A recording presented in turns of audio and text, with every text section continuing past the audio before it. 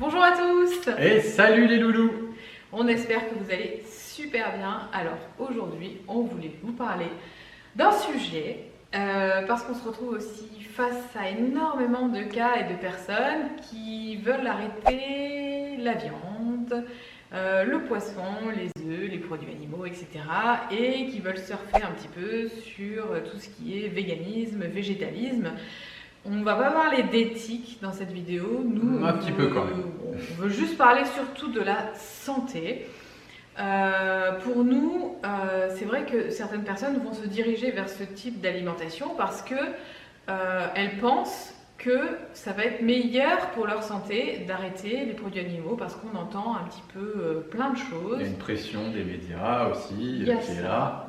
Il y a une grosse pression et puis par rapport à toute cette vague aussi de naturopathes, d'hygiénisme, etc. qui nous bassinent les oreilles avec la protéine animale, c'est acidifiant, oulala, le cancer, etc., etc. Et de plus en plus de personnes, de youtubeurs, Instagram, etc. que je suis, il y a plein de gens qui commencent à se diriger un petit peu vers ce végétalisme. Il y a une espèce de vague en fait qui fait comme ça. Et il y a une vague aussi de personnes en fait qui ont testé et qui sont en train de revenir en arrière. Et il y en a énormément, mais c'est vrai que on les voit pas. Nous, on va voir peut-être les Instagram ou les YouTube de certaines personnes qu'on a l'habitude de suivre, qui vont se diriger vers un végétalisme. Il y en a certains qui y arrivent, d'autres qui ont un peu plus de mal. Mais nous, on a eu cette vague en fait parce qu'il y a beaucoup justement de personnes, de personnalités qu'on suit, que ce soit dans les médias, etc., qui parlent beaucoup de ça. Donc il y en a plein qui se sont engouffrés un petit peu là-dedans, qui ont suivi cette mode un petit peu, hein, je vais appeler ça comme ça parce qu'on en parle beaucoup, et qui se sont retrouvés face à un mur. Et on a eu beaucoup de cas comme ça. Ouais, exactement. Et puis il y a aussi cette notoriété facile qu'on peut avoir en se lançant là-dedans. Hein. À savoir que c'est sûr qu'aujourd'hui, sur les réseaux sociaux, vous mettez des hashtags végans, forcément, il y a beaucoup plus de personnes qui vont s'intéresser à vous si vous faites des trucs un peu foufou, si vous partagez de la nourriture, que si vous êtes un lambda qui partage une photo de bœuf bourguignon, par exemple. D'accord ? Donc ça, c'est intéressant de voir ça sur un plan plus sociologique. Maintenant, nous, ce qu'on veut vraiment communiquer comme message à travers cette vidéo, c'est qu'on est là sur une chaîne qui s'appelle J'alimente ma santé, pas J'alimente mon véganisme ou quoi que ce soit, ou mon végétalisme. Donc nous, on s'en fout complètement de se faire houspiller, de se faire enguirlander par des végans, parce qu'on s'est déjà fait tellement pris la tête, et puis on a à plaire à personne, on se suffit à nous-mêmes, et puis c'est très bien comme ça. Nous, on est juste là pour dire la vérité. Et dire la vérité et ce qu'on a notre vérité, et puis communiquer aussi tout l'envers du décor que peut-être vous derrière votre écran, on baigne dans le milieu, donc on sait très bien ce que c'est. Vous connaissez peut-être pas l'envers du décor, et puis vous avez peut-être que l'image idyllique de tout ça, et puis derrière tout ça, il y a aussi tout ce qui se passe et qu'on ne nous dit pas. Qu'on ne vous dit pas, et peut-être que ce qui s'est passé aussi chez beaucoup de personnes qui sont venues me voir et qui m'ont dit heureusement que tu as fait ta vidéo Céline, parce que je me suis retrouvée dans les symptômes, je me suis retrouvée dans ma perte de cheveux, mes symptômes prémenstruels, je me suis retrouvée dans tellement de choses que tu m'as communiqué, que maintenant, grâce à toi, j'ai pu mettre le doigt sur mes problèmes de santé. Parce que il y a beaucoup de personnes qui vont en effet enjoliver un petit peu tout ça, etc., qui vont donner des recettes magnifiques, etc. C'est vrai que c'est super, ça donne envie, ça a l'air frais, coloré, etc. On a ce côté où on n'a pas cette culpabilité de tuer des animaux, on se sent bien, on se dit tiens, je vais faire le bien. On fait ça aussi parce qu'on a envie d'être une bonne personne, voilà. Et ça, j'en parle beaucoup, et je m'aperçois en fait qu'il y a énormément de personnes qui viennent vers moi, qui ont arrêté depuis trop longtemps les produits animaux, qui se sont retrouvés avec un corps complètement déformé parce que du coup, la protéine animale, c'était peut-être quelque chose qui était essentiel chez certaines personnes, en grosse quantité par exemple. D'autres personnes peut-être avec une petite quantité pourraient suffire, mais il faut savoir que peu importe en fait le profil, que vous soyez chasseur, cueilleur ou machin, on s'en fiche. Dans tous les profils, il faudra consommer quand même une part de protéines animales, et ça, n'importe quel thérapeutes. Non, il y en a quand même pas mal Oui, qui sont un peu il y en a, mais moi je connais pas de médecin qui dit oui, il faut être végétalien. Non, il y a très peu. Il y en a quelques-uns. Ah, mais très peu, il y en a vraiment très peu. Hein. C'est pas c'est pas une généralité. Voilà, mais nous, de toutes les formations qu'on a fait aujourd'hui, vers toutes les méthodes alimentaires qu'on a pu rencontrer, voir, etc., c'est vrai qu'on nous a toujours dit attention, le végétarisme. Oui, le végétalisme, sur le long terme, ça va marcher un temps et après, la santé va se dégrader au fur et à mesure. On ne pourra pas être à son plein potentiel. Voilà, en fait. c'est ça. Donc, au final, il faut comprendre une chose, c'est qu'il y a plein de gens aujourd'hui sur les réseaux sociaux qui n'ont pas forcément une approche thérapeutique et qui sont juste là pour partager un mode de vie. Je partage mon mode de vie, j'ai arrêté la viande, je me sens mieux. Le problème, c'est que ces gens n'écoutent peut-être pas forcément leur corps, ne savent peut-être pas forcément reconnaître un symptôme ou quoi que ce soit, et ils le font sur du trop court terme. Et donc, nous, ce qu'on veut vraiment partager, c'est que si vous voulez être en bonne santé, si c'est uniquement la santé qui vous intéresse, la santé de votre corps, il ne faudra pas sur le long terme, supprimer la protéine animale. Si maintenant c'est autre chose qui vous anime, et ça on en parle, c'est l'éthique. Si c'est vraiment l'éthique qui vous anime et que parce que vous aimez tellement les animaux, parce que vous aimez, vous ne supportez pas la souffrance animale, vous décidez, et ça il faudra le faire avec conscience, de laisser ce plein potentiel de côté au niveau de votre corps. Il faut bien se dire ça les choses.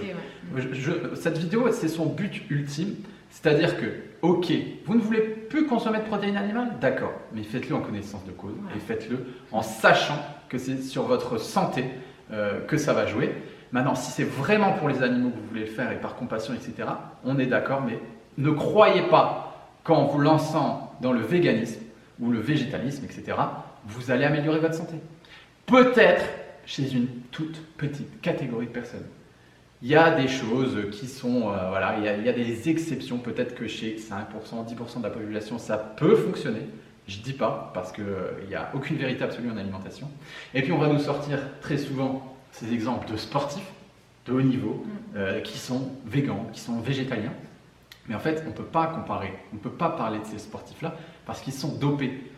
Ils sont dopés. À partir du moment où on est dopé, on peut manger une alimentation avec des facteurs limitants, ça ne changera strictement rien. Parce que c'est les produits qu'on prend qui vont faire le taf. Et puis de toute façon, la plupart du temps, ces sportifs-là ont construit leur masse musculaire avec de la protéine animale. La plupart du temps. Donc c'est vrai que ça peut induire certaines personnes en erreur. Donc c'est important en fait, si on veut se lancer dans un mode de vie, de connaître les tenants et les aboutissants, de savoir qu'est-ce qui peut m'arriver, qu'est-ce qui peut se passer, comment mon corps va changer et réagir à tout ça. Donc il y a énormément de variations au niveau corporel quand on va arrêter les protéines animales. La masse musculaire va petit à petit diminuer.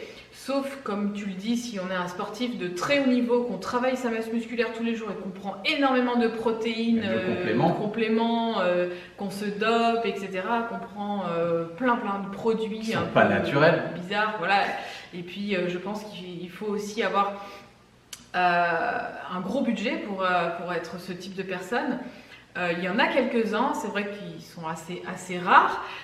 Mais il y en a, on est d'accord. Et moi, ce que je veux surtout faire ressortir de ça, c'est que moi, les personnes lambda en fait que j'ai et que j'accompagne, comme vous et moi, comme vous et nous, on n'est pas des sportifs de haut niveau. On veut juste une vie sociale normale, on veut juste une vie de famille normale, on veut juste pouvoir se lever le matin et avoir de l'énergie pour donner de l'amour à nos enfants, pour pouvoir créer une belle famille, pour pouvoir créer quelque chose de beau, dans la joie, etc.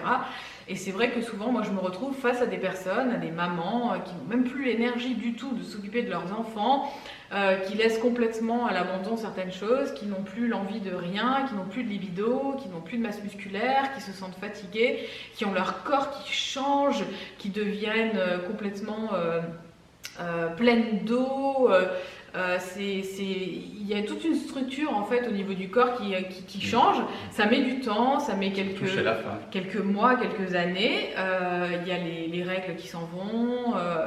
Enfin, il y a énormément de choses. Alors c'est vrai qu'on va dire la carence en protéines n'existe pas. Mais peut-être sur le papier elle n'existe pas, mais dans le corps, oui, elle existe. Parce que le corps au final il se cannibalise.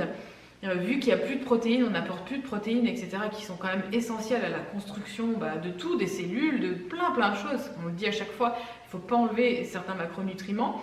Et il y a certaines personnes qui vont peut-être un petit peu plus arriver à synthétiser la protéine végétale, et d'autres, il leur faudra absolument de la protéine animale. Sans ça, ils ne peuvent pas, ils dépérissent complètement.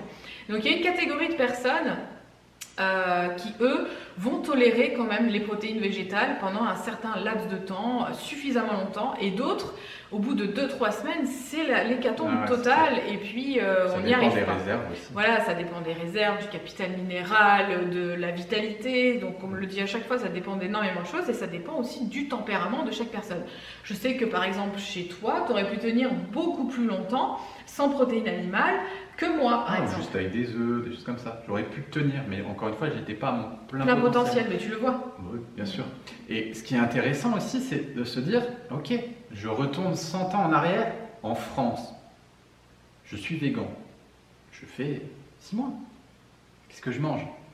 On retourne au temps de nos grands-parents, il y a 100 ans. Les protéines de chanvre au magasin bio, il n'y en avait pas. Le soja et compagnie, les substituts de viande, le tofu, les machins là, il n'y en avait pas. Donc je mange quoi? Je me nourrissais de pommes de terre et qu'est-ce que je mangeais l'hiver par exemple? À l'époque, c'est vrai que nous on aime bien aussi suivre Robert Masson et ses recherches, etc. Date d'il y a très longtemps, et il montre des photos par moment de personnes qui se sont lancées dans le végétalisme, dans le végétarisme, et qui ont complètement dépéri en fait, qui se sont retrouvées la peau sur les os, maigres, etc. Donc ça peut être le cas par exemple d'un cueilleur qui va perdre tout le peu de masse musculaire qu'il a, le peu de masse qu'il a, le peu de vitalité qu'il a, il va tout perdre. Un chasseur, par exemple, comme moi, moi, ça va être complètement l'inverse, c'est-à-dire que ce type de régime sans protéines animales, avec beaucoup de glucides, surtout à IGO, et des céréales, et beaucoup de fruits, etc., beaucoup de légumineuses, tout ce qu'il faut pour compenser en fait le fait de ne pas manger de protéines animales. Chez moi, ça va provoquer autre chose, c'est-à-dire que ça va provoquer un gonflement, une rétention d'eau, de la cellulite. Ma structure corporelle va être complètement différente, mais on va dire que les dérèglements vont être aussi présents dans une catégorie de personnes que dans une autre. Donc voilà, il y en a qui vont comburer différemment et qui vont réagir différemment, il y en a qui vont maigrir, il y en a qui vont grossir. Mais il faut savoir que dans les deux cas, de toute façon, il y aura un facteur limitant, et le manque de protéines animales va créer un gros déficit. Donc nous, le message qu'on va aussi communiquer, c'est pas soyez des viandards et retournez à McDo, retournez chez le boucher, faites une razzia sur la barbaque. Tout c'est une question d'équilibre. Voilà, donc peut-être que vous avez eu un mode de vie trop carné par le passé, peut-être que ça vous a conduit vers des pathologies, on est d'accord. Maintenant, avoir des proportions raisonnables et adaptées à votre corps de protéines animales, ça ne vous posera pas de soucis. Oui, mais ce qu'il faut comprendre aussi, c'est que si on a eu des viandes de qualité. Voilà, c'est ce que je voulais dire. Si on a eu un rejet aussi comme ça de la protéine animale pendant toute cette période-là, où c'est parce qu'il y a eu cette industrialisation où les animaux ont été nourris par les céréales. De toute façon, les céréales, c'est une vraie merde, que ce soit les céréales qui sont modifiées en OGM. Aujourd'hui, le problème, il vient de là. Il vient pas forcément de la viande en elle-même, il vient de tout ce qu'on a fait manger. Mais c'est pareil, que nous, on mange les céréales en outrance, ça va pas. Et en plus, on fait manger les céréales en inflammation à des animaux qui sont censés brouter de l'herbe, etc. Ils vont produire énormément d'oméga 6. Alors qu'en mangeant de l'herbe, ça sera un animal qui dans sa chair aura des oméga 3, etc., qui sera bon pour nous. Exactement. Donc nous, après, on est en bout de chaîne quelque part, donc il y a les céréales qui sont mangées par les animaux, et nous, on mange l'animal qui a mangé les céréales. Et c'est là où ça va pas en fait, c'est là où ça pêche. Et au-delà de ça, on va manger l'animal qui a énormément de pesticides, d'antibiotiques, de médicaments, etc.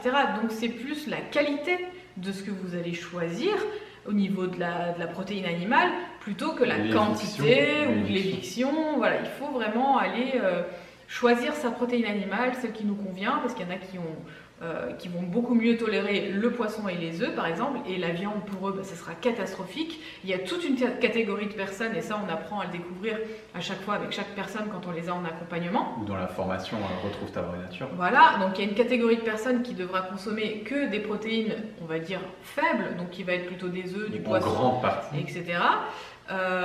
Ou éventuellement du poulet, voilà, c'est tout. La viande leur fera énormément de mal à ces personnes-là, on est complètement d'accord. Il y a une autre catégorie de personnes qui, lui, devra manger des aliments beaucoup plus denses, des animaux beaucoup plus... forte, la protéine plus forte. Beaucoup plus forte, et ça, eux, juste les œufs et le poisson ne va pas leur suffire, ça ne va pas assez les rassasier. Donc voilà, de toute façon, en allant d'un extrême à l'autre, il faut que de toute façon, on consomme quand même de la protéine animale. Donc que vous soyez ici ou ici, voilà, il va falloir de toute façon trouver sa source de protéines et celle qui convient le mieux à chaque personne. Exactement. C'est tout à fait ça, et je pense qu'on va terminer là-dessus. Bah oui. Je pense qu'on en a dit suffisamment. Peut-être juste rebondir voilà, sur le côté éthique. Et nous, on a choisi de partir sur un mode de vie végétalien à la base parce qu'on a eu ce waouh, ce ras-le-bol. Et moi, je vous comprends totalement. Je me remets à votre place. J'ai essayé tout ça il y a 5 ans. Et il y a 5 ans, j'ai eu cette prise de conscience. J'ai aussi regardé les mêmes vidéos que vous, des abattoirs, les machins. J'ai été bouleversé par ça. J'ai été transcendé, j'en ai chialé, hein, je suis hypersensible, donc voilà, c'est une catastrophe. On n'est pas des gros viandards non plus, on ne va pas faire la propagande de chez Charal, hein, mais ce que je veux dire, c'est que, ok, je viens de voir ces vidéos et tout ça, je suis bouleversé. Mais ce qu'il faut comprendre et voir plus loin que ça, c'est mon corps en a besoin pour fonctionner. On a consommé de la viande depuis des millénaires, depuis que l'homme est homme. Et c'est ce qui a permis à l'homme d'être ici. C'est ce qui nous a permis aujourd'hui d'évoluer, etc. et d'être ici pour vous communiquer tout ça. Et nous, au travers de tout ça, on a essayé. Donc, voilà. On a voulu tester quelque part. Nous, on était persuadés d'y arriver. On était persuadés qu'on a fait tout ce qu'il faut, on s'est complémenté, les machins, les trucs. On était persuadés qu'on pouvait vivre sans protéines animales, sans manger d'animaux, etc. Et il a fallu quand même qu'on se rende à l'évidence que c'était pas possible. Et tous les symptômes qu'on a eus pendant cette période-là, moi, je les retrouve dans toutes les personnes qui m'envoient leurs témoignages, les commentaires. Et d'ailleurs, je pense qu'on fera une vidéo spéciale témoignage de toutes les personnes qui sont venues vers moi. Et à chaque fois, c'est le même discours, c'est toujours la même chose. Et quand je vois les assiettes des personnes, je me dis mais c'est normal que ça va pas. Et surtout quand j'apprends à découvrir le profil de la personne, parce que même au travers de ses lignes et sa façon de m'écrire, j'arrive presque à savoir le profil de la personne et de me dire il aurait fallu tout sauf qu'elle arrête les produits animaux. Voilà, c'était la catastrophe. Voilà, c'était clair et net que ça allait l'emmener vers des troubles du comportement alimentaire, vers des addictions, vers de la boulimie, vers de la prise de poids, vers des carences. On le voit aussi un peu la détresse des gens ici quand on en reçoit. Beaucoup de dépression aussi. Voilà, je veux dire, on vit avec eux. Et ça, c'est l'envers du décor que vous, en tant que juste auditeur, j'ai envie de dire, de la planète ici, YouTube, végan et tout, vous ne voyez pas. Donc nous, on veut vous révéler l'envers du décor. Mais c'est surtout qu'il n'y a personne qui... Très peu de gens osent en parler. Qui prennent le risque voilà, de se faire détester en fait. Parce que vu qu'on surfe un peu sur cette vague où non, vous êtes des mangeurs de cadavres, etc. Et donc nous, de faire ça aujourd'hui, ça demande énormément de courage quelque part, de se prendre plein de scuds dans la tête. Mais bon, on est là pour ça, on est là pour raconter nos expériences, notre témoignage, le témoignage de toutes les personnes qu'on a compagne. Et c'est vrai que moi, des fois, ça me rend folle quand je lis ça et je me dis, mais mon Dieu, mon Dieu, mon Dieu. Et puis ça me ramène aussi à moi à l'époque où j'étais dans cet état d'esprit et je peux comprendre les personnes parce que moi aussi, je suis quelqu'un d'hypersensible. On me montre ça à la télé. Forcément, après, j'ai plus envie de... Je veux dire, même à des enfants, on leur montre ça et ils veulent plus en manger. Mais c'est normal, c'est une réaction complètement normale parce que ça nous touche. Et ce qui nous renvoie aussi à quelque chose d'autre, c'est que plus on s'industrialise et plus on va vers une société civilisée, plus on se coupe de nos racines d'hommes primitifs. Et du coup, on s'éloigne tellement de ça. Je veux dire, depuis que l'homme est homme, moi j'ai ma grand-mère, elle tuait les poules dans son jardin. Et est-ce que ça l'empêchait d'être dans l'amour ou de ressentir de l'amour pour ses petits-enfants? Non, je ne connais personne, je n'ai jamais rencontré personne dans ma vie aujourd'hui qui avait plus d'amour dans son cœur que ma grand-mère.